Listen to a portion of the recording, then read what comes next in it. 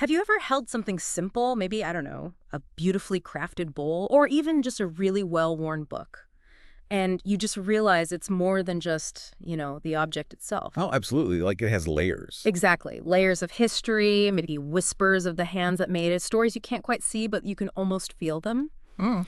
Well, today we're taking a deep dive into just such an object, something that honestly often gets relegated to being just a floor covering. Right, something you just walk on. Yeah, but which is in fact this magnificent, really intricate repository of culture, history, and just incredible artistry. We're talking about Persian and Oriental carpets. Indeed. And these aren't just, decorative items for a home. Hmm? They are profound narratives, woven thread by thread, carrying the echoes of generations of craftsmanship, tradition, and belief. Wow. Each one is like a living document, you could say, Yeah. a piece of tangible heritage. That's such a powerful way to put it, a living document. So our mission today is to truly unpack the intricate world of these magnificent carpets. We'll journey from their ancient origins, explore the skilled hands and ingenious techniques that bring them to life, uncover the hidden languages woven into their very patterns. Which is fascinating stuff. Totally. And investigate the natural materials and vibrant dyes that give them their soul and color. Now, this deep dive is based on a fascinating stack of sources, including insights from Babak's Oriental Carpets, which is a long-standing place in Victoria, BC, Right. and also a really detailed guide on Persian rug symbolism and weaving techniques. Both sound like great resources. They really are. So our goal is to kind of transform how you view these textile treasures, maybe help you gain insights that turn what might seem like a simple rug into this captivating, unfolding story. So, okay, let's unpack this. What secrets do these threads truly hold? It's remarkable, isn't it? How much more there is to discover in what we often consider an everyday item. Mm-hmm. The sources really do provide this rich tapestry of information, much like the carpets themselves, each layer revealing more depth and complexity. It absolutely does. And when we talk about a tapestry of culture and history, we can't really appreciate the woven art without understanding the hands that bring it to us and the legacy they're building. That makes sense. So let's pull back the curtain on a specific cornerstone in this world and see how their story kind of intertwines with the very threads we're discussing. Our first deep dive segment focuses on Babak's Oriental Carpets, a prominent establishment in Victoria, BC, Canada. Yeah. Their showroom first opened its doors way back in August of 1994. And they had a very clear commitment right from the start to display a large and diverse variety of unique hand-knotted carpets for the people of Victoria and, beyond. And that commitment to authenticity, to quality, it seems immediately evident in their whole approach. The sources make it really clear that all carpets in their collection are described as elegantly hand-knotted. Elegantly, I like that. Yeah, and they're specifically noted as being crafted either by nomadic tribes or master workshops. Yeah. That distinction alone, it speaks volumes about the traditional methods and the skilled artistry involved. Totally. It's like a deliberate choice to focus on pieces made with these time-honored techniques, setting them apart from any kind of, mass-produced stuff you might find elsewhere. That's such a crucial differentiator, isn't it? It signifies a dedication to preserving a craft, not just selling a product. And the very foundation of this business, actually, comes from Dr. Hushang Rizwani, the patriarch of the family. Oh, okay. He apparently spent over 35 successful years building this really honorable reputation in the carpet business over in Graz, Austria, long before setting up in Canada. Wow, 35 years is a long time. Right. Decades of experience of honing an eye for quality, building relationships, all before even coming to Victoria. He's described as being genuinely delighted to offer his vast knowledge and expertise, providing this exclusive selection of carpets to homes and businesses across Victoria and Vancouver Island. It sounds like it isn't just commerce for him. It's really about sharing a passion. Yeah, that extensive experience clearly laid some robust groundwork. Mm. And then his son, Babak Rizwani, steps in to carry on and, expand that legacy. Babak is the current owner and operator of the Victoria showroom, that one at 919 Fort Street. What's pretty remarkable about Babak is that he's literally been immersed in this world his entire life. He grew up surrounded by these exquisite pieces, learning all the nuances from his father. This lifelong immersion means he possesses this truly vast, almost innate knowledge of most carpets from all around the world. Wow. And as the sources emphasize, he specifically specializes in carpets from Persia. which is, a really significant focus given the depth and history of Persian weaving. And his dedication goes far beyond just sales, which I think is what truly sets Babak's apart. The sources really underscore that Babak is deeply dedicated to the study of Oriental carpets. He's apparently always pleased to share his knowledge with anyone interested in understanding the historical significance of these pieces, the intricate hand-knotting techniques, their potential investment value. Which is important too. Definitely. And the overall quality markers of Persian and Oriental carpets. So it's not simply a retail store. It's like a living center of expertise, a place where you can genuinely engage and learn from someone who lives and breathes this craft. It truly elevates the entire experience, I think, from just a transaction to, well, education. It absolutely does. This commitment to educating the consumer, it profoundly elevates the entire purchasing experience. They're not just moving inventory, are they? They're imparting a deep understanding about what makes these pieces valuable, not just in money terms, but culturally, historically, artistically.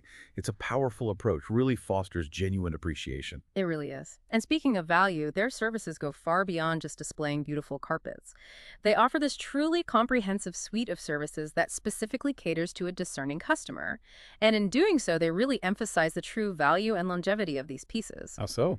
Well, for instance, they offer worldwide shipping, which means these meticulously handcrafted pieces, steeped in history, can find new homes and continue their stories literally across the globe. That's great. And beyond the initial purchase, they provide crucial long-term support for the life of the carpet. They recognize these are often generational investments, right? Exactly. So services like professional carpet repair and cleaning are vital for maintenance, ensuring these pieces not only endure for generations, but keep their beauty and integrity. Right. And an appraisal service further underscores their investment value, helping owners truly understand the worth of their treasures. It's really about nurturing the entire life cycle of the carpet. And it gets even more customer-centric. They have a trade-in and purchasing counter. Oh, interesting. Yeah, which is pretty unique and demonstrates this profound commitment to the entire carpet life cycle. It suggests a strong belief in the enduring value of what they sell, allowing customers to maybe upgrade their pieces over time or even sell back items. That's a remarkable show of confidence in their product's lasting worth. And for complete transparency and education, they provide detailed information sheets on all carpets. So you're not just getting a rug, you're getting a piece with a documented story, its provenance, key characteristics, all right there for you. The logistics and customer convenience they offer seem incredibly thoughtful too. Yeah. Domestic free shipping for purchases over $500 makes these high-value acquisitions more accessible for Canadian customers, right? Reduces a common barrier. You're sure. And they offer free delivery service, though. Like with any service, you should probably ask about specific restrictions, I guess. Good point. But perhaps one of the most trust-building services they offer, especially for a significant investment like a fine carpet, is trials at no obligation. Oh, that is huge. Isn't it? It allows you, the customer, to see how a piece truly fits into your specific space, how the light plays on its colors, how it feels underfoot, whether it genuinely complements your decor, all before making that final commitment. Ensure satisfaction, suitability. Yeah, that's paramount for such a personal purchase. Totally. And as we've kind of noted throughout this segment, it's all backed by a team of knowledgeable and professional staff, reinforcing that deep expertise of Babak and his entire team. What truly stands out here, I think, is how Babak's isn't merely, selling carpets. They're curating a legacy. Curating a legacy. I like that. Yeah, they offer this full suite of services that speaks profoundly to the true value and longevity of these pieces, going well beyond just the point of sale. It kind of raises an important question for all of us.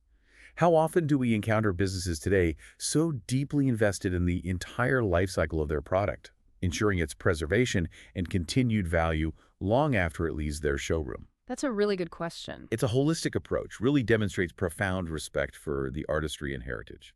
It really is something special, a true testament to passion and dedication.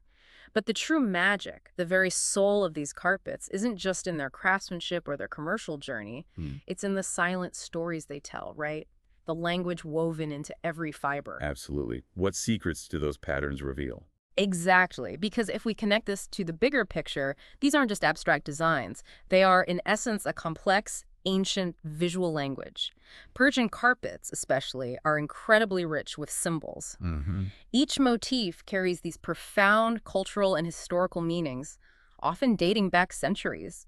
like an unspoken dialogue passed down through generations. Absolutely. It's almost like a secret code Yeah. embedded within the very threads, a narrative just waiting to be decoded. Yeah. These symbols often reflect the deepest beliefs, the cherished hopes, even the daily lives of the weavers and their communities. Understanding them truly transforms your view of a rug from something merely decorative to something deeply communicative and historically resonant. Okay, so let's unpack some of these fascinating symbols, maybe one by one. Take the rosette, for example. Okay. It's typically described as a circular arrangement of motifs radiating outwards from a central medallion, strongly suggesting the petals of a blossoming rose. Ah, like a flower opening. Exactly. You often see this beautiful, symmetrical design, really nicely rendered in traditional Nain rugs. It immediately brings to mind, growth, blossoming, a sense of enduring beauty. And then there's the lotus, which is an incredibly significant and multi-layered symbol across so many cultures, especially in the East. Right. The sources highlight its profound meanings: rebirth, immortality, purity, peace, transcendence, enlightenment, beauty, and fertility. It's packed. Wow, that's a lot for one flower. It is. What's particularly striking is how it powerfully symbolizes spiritual unfoldment. Imagine this.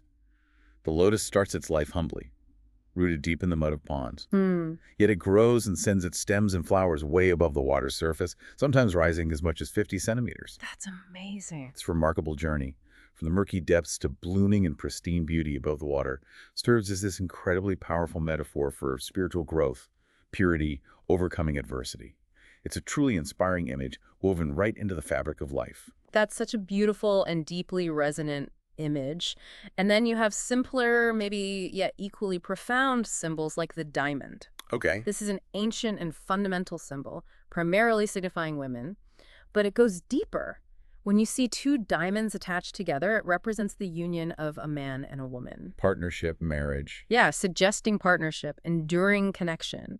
It's also often believed to be a stylized, sort of abstract representation of a pregnant woman. Fertility again. Right, directly linking it to fertility, the continuation of family lines, the promise of new life. It's a very primal, powerful symbol of creation, really. Then the bird is another captivating symbol you find frequently in these carpets. It often embodies faith, fertility, even paradise itself. Its association with flight immediately brings to mind freedom, right? The ability to transcend earthly bounds. Plus, it's widely seen as bringing good news from far away, like a messenger of hope, carrying tidings from distant lands or maybe even spiritual realms. And a deeply religious symbol, especially one you see frequently on prayer rugs, is the mihrab. Ah, yes, the prayer niche. Exactly. This is specifically explained as a gateway to paradise. Visually, it represents that semicircular niche like you find in the wall of a mosque. In that architectural context, it indicates the Qibla, the precise direction of the Kaaba in Mecca, so the direction Muslims face for prayer. On a rug, it anchors the piece to this profound spiritual purpose, creating a sacred space for devotion right there. Moving to more, let's say, terrestrial creatures, but no less symbolically rich. The chicken and rooster. Okay, chicken and rooster, interesting. Yeah, they powerfully symbolize the dawn of a new day, signifying a fresh start, renewal, hope for what's coming.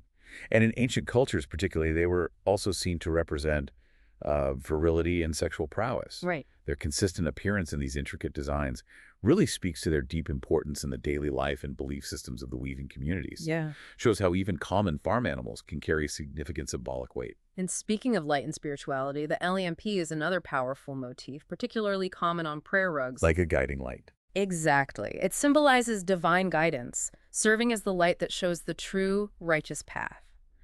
More profoundly, it can represent God himself, often depicted as the light of heaven and earth, maybe suspended from the summit of that mihrab niche. It's a guiding light, a beacon of truth and illumination for the soul. Now, the butterfly is a truly fascinating example of how Eastern and Western interpretations of symbols can diverge quite dramatically. Oh, how so? Well, while in the West, we might commonly see it symbolizing maybe instability, transformation, or even a fleeting mind. Right, flitting about. Exactly. The Eastern understanding sees it through a profoundly different lens. For them, the butterfly is a powerful symbol of most faithful love, which is oblivious of itself and sacrifices itself. Wow. It speaks to an unwavering, selfless devotion. That's a truly profound and beautiful difference in meaning, isn't it? Wow, that's a powerful and surprising distinction. It really makes you reevaluate your own assumptions. And Right. then, of course, you have the mighty lion. Can't miss the lion. Right. Unsurprisingly, this powerful, majestic animal almost universally symbolizes power or victory. The sources connect it to its significant influence on Persian culture, for instance, in the famous lion and sun motif. Oh, yeah, seen that. Right. Appeared on flags, emblems, art for centuries, representing royalty, bravery, national identity. And finally, a very common and intricately beautiful design, the Harati. Oh, It's also widely known as the water garden or fish design, or mahi. mahi. Okay. It's composed of a single stylized floral head nestled within a diamond framework, and it's flanked by 4 outwardly curling leaves. It gets its name from Herat, a town that, while it's in Afghanistan now, was historically a significant artistic and cultural center within Persia. Ah, okay. And the mahi, or fish, connection. That comes from ancient Persian mythology, where the world was believed to be supported by 4 swimming fish. No way. Yeah, so this deep mythological link makes the Harati motif a symbol of life, sustenance, cosmic order, the essential flow of existence. Okay, here's where it gets really interesting, at least it did for me. Realizing that every motif, every little design element on a Persian rug isn't just decorative filler. Right, it's intentional. Totally. It could be telling a story, conveying a wish, embodying a deep cultural belief, or even invoking ancient mythology. It's not just abstract art, it's a profound, unspoken visual language passed down through generations. It truly transforms your perception. It really does. Think about it. If a weaver was expressing a wish for fertility or recounting a family union, they weren't just picking a random pattern. They were speaking through their craft. Like a secret diary. Exactly, like a secret diary, but one meant to be understood by those who shared the same visual vocabulary. What does it tell us about a society when its everyday objects carry such intricate, unspoken dialogues? It makes you wonder, what else in our lives might hold such a rich, unspoken language if we just took the time to look closely? It's a powerful reminder that beauty often contains hidden depths, and that the more we learn, the more profound the object becomes. Absolutely. And after delving into the rich symbolic language embedded within these masterpieces, it naturally leads us to wonder. So how exactly are these intricate stories, these profound meanings, these ancient symbols woven into being? Right, the how. Yeah. What are the fundamental tools and precise techniques that transform raw materials into these living, breathing narratives? Let's explore the very foundations of their creation, the craft itself. This takes us directly into the heart of the craft, doesn't it? Pulling back the curtain on the ingenious construction methods, we'll look at the different types of looms used and the meticulous knotting techniques that form the very fabric of these rugs. Where abstract designs become tangible art. Exactly. Okay, let's start with the looms. The sources describe 2 main types, vertical and horizontal. Vertical looms are generally characterized as being, well, more comfortable to operate for the weavers. Why is that? Primarily because the work progresses upwards, and the weaver can adjust their position more easily. They are predominantly used by city weavers and sedentary peoples because of their immobility. They're large, often fixed structures, hard to dismantle and transport. So not for nomads. Definitely not. Yeah. But this immobility offers a significant advantage for scale. There's apparently no limit to the length of the carpet and no restriction to its width. Imagine a city workshop creating a massive carpet for a grand palace hall. They wouldn't be constrained by size. That ability to create truly massive, intricate pieces on a vertical loom is a testament to the ambition and scale of artistry possible in those established centers. For sure. Within these vertical looms, the sources outline 3 broad groups, each with its own quirks. First, the fixed village loom, mainly used in Iran. Okay. This loom has a fixed upper beam and a movable lower or cloth beam that slots into 2 sturdy side pieces. Tension for the warps. Those are the vertical threads forming the foundation. Right, the backbone. Yeah, the backbone tension is created by driving wedges into these slots, tightening the framework. As the carpet is woven, the weavers work on an adjustable plank that's progressively raised to keep them at the right height. It's a robust, practical setup for consistent production. Then there's the Tabriz, or Bunyan Loom, named after the famous weaving city of Tabriz, and used mostly in northwestern Iran. How's that different? With this ingenious design, the warps are continuous and actually pass around behind the loom, forming a seamless loop. Tension is again obtained with wedges, but the weavers here sit on a fixed seat. Mm. When a good portion of the carpet is done, they release the tension, pull the finished carpet carefully down, and roll it around the back of the loom out of the way. This continues until the whole rug is finished. Then they cut the warps. It allows for producing really large rugs in a continuous fashion. Clever. And the third type? And finally, we have the roller beam loom. This is a traditional Turkish village loom, but it's also found in parts of Iran and India. This design features two movable beams, both fitted with ratchets or something similar, where the warps are attached. Okay. As work is completed, it's meticulously rolled onto the lower beam, keeping the weaving surface at a comfortable height. This method uniquely allows for weaving very long rugs, and in some areas of Turkey, even weaving multiple rugs in series. Wow, like an assembly line of tradition? Kind of. It speaks to an almost industrial scale of traditional craftsmanship, where efficiency meets age-old artistry. Now, contrasting that with vertical looms, we have the horizontal looms. These are described as the simplest form of loom. Basic setup. Yeah, they can be staked directly to the ground or supported by simple side pieces on the ground. Tension again, usually with wedges. Their key advantage, as my guess, is for nomadic people. Portability. Exactly. Imagine trying to move a whole factory every few weeks. That's kind of what a nomadic weaver is doing.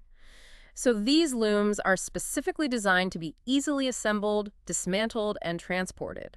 Portability is paramount for a mobile lifestyle. But that incredible portability must come with some limitations, right? It does. Rugs produced on horizontal looms are generally fairly small, reflecting the practicalities of being on the move and the constraints of a less rigid setup.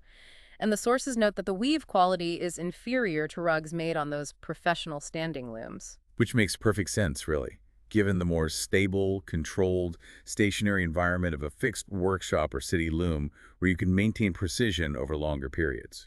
So once the loom is set up, whether it's stationary or portable, the real magic happens with the knotting techniques. Yeah. These are the absolute heart of the craft, and there are two primary types we need to understand. First, the Turkish Gordes knot. The symmetrical one. Right, the symmetrical one. Imagine the yarn being passed between two adjacent vertical warp threads.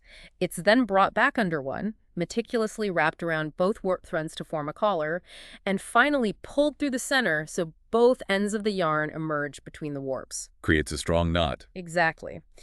This method creates a robust, incredibly durable, and even pile, contributing significantly to the rug's longevity. In contrast, we have the Persian sentiment, typically used for finer rugs because it allows for a higher knot count and more intricate designs. How does that work? With this technique, the yarn is wrapped around only one warp thread and then passed behind the adjacent warp, which serves to divide the two ends of the yarn. Oh. The Persian knot is versatile. It can open on either the left or the right side, depending on the weaver's technique and the desired pile direction. Rugs woven with this asymmetrical knot are generally considered more accurate and symmetrical in their overall design, largely because that single warp wrapping permits greater detail. Okay, so beyond the piled carpets made with those knots, there are also distinct flat woven carpets, like kilims and sumaks. Right. No pile on these. Yeah, they're fundamentally different because they don't have a raised pile. Instead, the foundation of these rugs gives them their design. The color and pattern come directly from the weft threads, the horizontal ones which are tightly intertwined with the warp threads, creating the design through the weave itself. And the most popular, maybe the most iconic of these flat weaves is the kilim. Ah, kilims, yeah. These versatile rugs, along with things like jewelry, clothing, animals, were absolutely vital for defining the identity and even the wealth of nomadic tribespeople. Really? Wealth? Yeah. In their traditional setting, kilims had incredibly diverse and essential uses. Practical floor and wall coverings, durable horse saddles, crucial storage bags, warmth as bedding, even comfortable cushion covers. They were truly multifunctional pieces, embodying both utility and art in nomadic life. Wow, much more than just a rug. And then there's sumac. Right, sumac is another important type of flat woven carpet. The source explains that with sumac, the weft isn't just woven, it's deliberately looped back or knotted when a new color is introduced. So a different texture. Exactly. This creates a slightly richer texture than a typical kilim, almost giving it a braided or embroidered look, while still remaining a flat weave. And finally, a small but critical detail in finishing all these carpets, the sealing of the side edges. Right, the finishing touch. Yeah, this final step ensures the durability, prevents unraveling, and provides that clean, finished look that protects all the intricate work. This raises an important question, doesn't it? I mean, imagine the countless hours, the meticulous skill, the generational knowledge passed down. all going into creating even a single one of these rugs. It's mind-boggling. Right. From carefully setting up the loom to the precise execution of each individual knot, it's an incredible labor of love, really, a testament to human patience and artistry. It makes you truly appreciate the deep human investment embedded in each and every piece. It's astounding, really, to think about the sheer human effort and dedication involved in every single thread. And speaking of beauty, what truly brings these intricate designs to life, giving them their unique character and emotional resonance? The color. Exactly. It's the colors themselves, which often come from incredible natural sources, and of course the luxurious feel of silk. But here's the kicker, and it's a significant challenge in this market. Yeah. How do you know what's real, especially with silk? The authenticity issue. Right, because imitation is a very real thing in this world. Okay, let's get into that. Precisely. The world of natural dyes is this fascinating blend of ancient botany and chemistry. It's an age-old practice connecting these textiles directly to the earth, to local ecosystems, and to time-honored traditional methods. The vibrancy, the subtle variations, the remarkable depth of color often speak volumes about their natural origin, distinguishing them from synthetic alternatives. Let's start with BLUE. This color can carry profound symbolism, right? Power or force, solitude or truth, sometimes even an allusion to the afterlife or spiritual realms.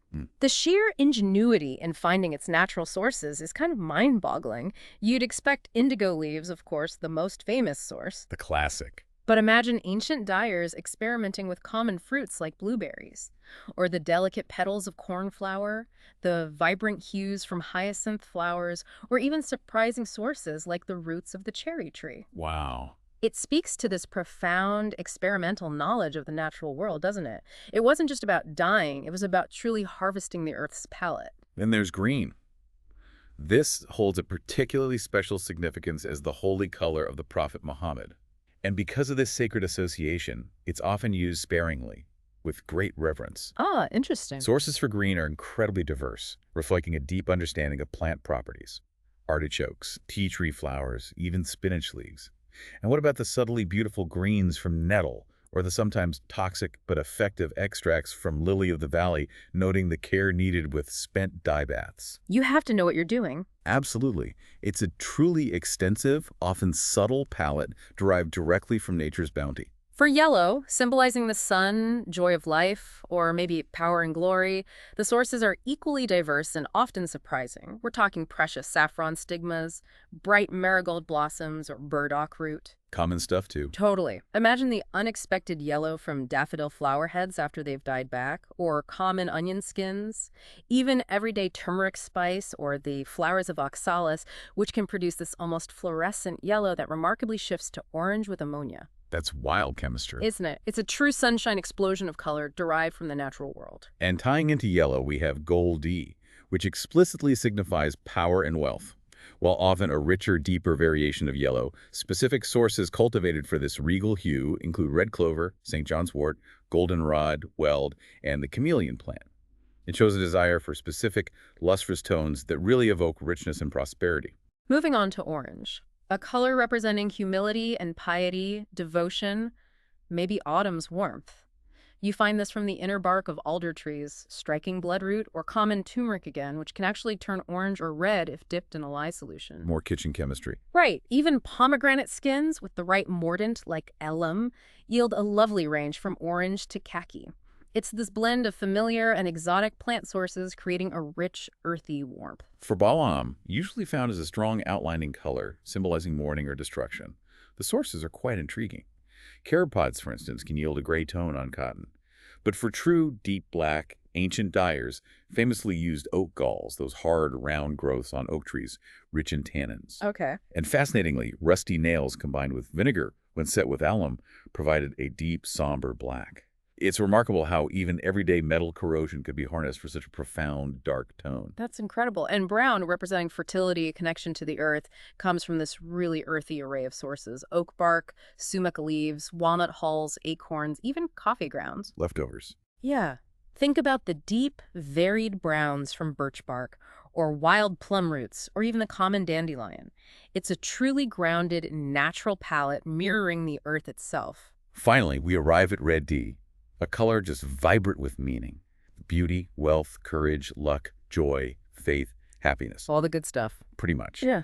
This powerful hue comes from a diverse range. Elderberries, sumac fruit, beets, of course, a prized madder root, dried hibiscus flowers, tart choke cherries, Brazil wood. And interestingly, the sources even mention Kool-Aid as a modern, if maybe unexpected, source for red dye. Kool-Aid. Oh, Seriously. apparently. Though certainly a far cry from the ancient botanicals. Yeah. And for white, while no dye sources are mentioned, it's the natural fiber color. It powerfully symbolizes purity or peace and cleanliness within the designs. That list of natural dyes is just incredible. It showcases sheer ingenuity, deep generational knowledge of local resources, persistent experimentation passed down through time. But then, after all that effort creating authentic colors, there's the very real challenge of authenticity, especially with one of the most luxurious fibers, silk. We need to talk about silk tests because imitation isn't just possible, it's a prevalent practice in the market. Precisely. The sources detail how mercerization, a specific treatment of cotton thread, can be used very cleverly to imitate silk. How does that work? This process involves immersing cellulose fibers, like cotton, in a strong solution of sodium hydroxide, NaOH. This chemical bath causes the cotton fiber cell walls to swell, converting the cotton's alpha cellulose to a more stable beta cellulose. After this, the fibers are carefully neutralized with an acid bath. Okay, so what's the result? The remarkable result is a thread with a lustrous look, increased strength, and a greater ability to absorb dye. Crucially, this treated cotton can be used to imitate silk, making it really difficult for an untrained eye to distinguish. Okay, so if that's the imitation, what is real silk then? Natural silk is definitively defined as a fibrous protein produced exclusively from the cocoons of the mulberry silkworm.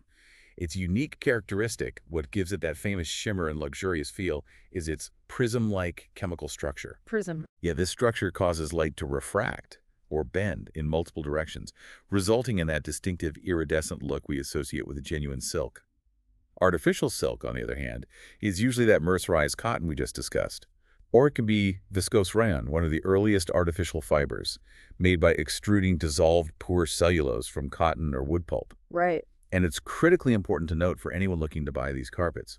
Turkish, and especially Indian and some Pakistani carpets, are quite often made of this artificial silk or mercerized cotton. So how do you, as a discerning customer, tell the difference? How do you distinguish real from fake? Well, the sources provide a series of highly practical tests, actually, kind of ordered in terms of their increasing reliability, Yeah. giving you a toolkit for authentication. Okay, let's hear them first. First, a simple but often telling indicator, not count. Real silk carpets, because the silk thread is so fine, typically have a very high knot density, often more than 250 key psi knots per square inch. Wow, that's dense. It is. Artificial silk, being a thicker fiber, usually has a noticeably lower knot count, often less than about 200 key psi. It's not always definitive on its own, but it's a quick first clue. Okay, what's next? More reliable. Second, look at the fringe. This is simple but remarkably reliable. Silk carpets always have a silk fringe. Always. Always. If the fringe attached isn't silk, if it feels like cotton or looks like a different material, then the carpet itself is likely not genuine silk, no matter how shiny the pile looks. Good tip. Okay, what else? Then there's the rub test. This offers a more tactile and increasingly reliable confirmation. If you take a part of the carpet and rub it vigorously and quickly with your hand, Yeah. real silk will generate friction and feel distinctly warm to the touch, almost like skin. Fake silk, being a different fiber, will stay cool, even after significant rubbing. It's subtle, but a noticeable tactile difference you can feel for yourself. Interesting. Warm versus cool. Okay, getting more reliable. But here's where it gets truly fascinating and pretty much undeniably reliable. Yeah. The burn test. Uh-oh, burning the carpet. Well, it's a tiny, tiny thread, ideally from the fringe, somewhere inconspicuous. If you carefully apply a flame, you'll see distinct differences. If the thread is cellulose cotton or fake silk, the ash will be smooth and chalky, it'll smell like burned paper, Okay. and importantly, it will continue to burn even if you remove the flame, often leaving a glowing ember. Right. Real silk, however, being a protein fiber, reacts very differently. It produces a black, crispy ash that powders easily between your fingers. It smells distinctly of burnt hair. Oh. Yeah. The flame is often invisible, and crucially, it self-extinguishes and stops burning as soon as you remove the test flame, with very little to no smoke. It's a clear, unmistakable chemical difference. That's a dramatic and very clear difference. And finally, the most conclusive. For the most conclusive, reliable method, there's the dissolving test. This involves preparing a specific chemical solution. 16 grams of copper sulfate in 150 milliliters of water, add 8-10 grams of glycerin. Then carefully add sodium hydroxide, or lye, until the liquid becomes completely clear. Okay, sounds like high school chemistry. A bit. The magic here is that this alkaline solution specifically breaks down protein fibers, which silk is. But it leaves cellulose fibers, like cotton or rayon, completely untouched. Ah. So if you immerse a small sample in this solution, genuine, real silk will completely dissolve within a couple of minutes. Fake silk will remain entirely unchanged. It's the ultimate confirmation. Wow. That's definitive. What's truly fascinating here is the sheer ingenuity behind both the natural dyeing process transforming plants and even rusty nails into vibrant pigments, and the cleverness inherent in silk imitation. Right. It makes you realize how deeply science, traditional knowledge, and artistry are intertwined in these ancient crafts. From understanding plant chemistry for dyes to the intricate fiber structures that differentiate real silk from its clever fakes. Yeah. This raises an important question for us, beyond just carpets. How can we apply this kind of critical discernment, this deep understanding of materials and processes, to other high-value or significant items in our lives? It really teaches you to look beyond the surface, What an incredible journey we've taken today. Seriously. We've gone from exploring the rich family legacy and that customer-centric, almost curatorial approach of Babak's Oriental carpets, to uncovering the profound hidden symbolism woven into every fiber of these magnificent pieces. Then we moved into the ingenious craftsmanship of looms and knots, appreciating the meticulous skill and generational knowledge. Just sheer labor involved. Totally. Yeah. And finally, we explored the vibrant natural world of traditional dyes, marveling at the artistry and science of color, and then delving into those crucial, practical tests for authenticating precious silk. It's abundantly clear, isn't it? These aren't just decorative items you lay on the floor. They are tangible pieces of history, living expressions of culture, and profound examples of human artistry. Each carpet truly tells a story, whispers ancient wisdom, showcases unparalleled skill refined through countless generations. They're like time capsules, beautifully crafted. So what does this all mean for you, the listener? Perhaps the next time you see a beautiful carpet, maybe in a home, a gallery, just passing a shot, you won't just see a pattern or decor. Hopefully not. Yeah, hopefully you might now perceive a hidden language, a testament to generations of skill, a vivid piece of the world's rich heritage, and a story just waiting to be discovered. It makes you wonder, doesn't it? What other everyday objects are we currently overlooking that might hold equally deep stories and surprising insights just waiting for us to take a deep dive?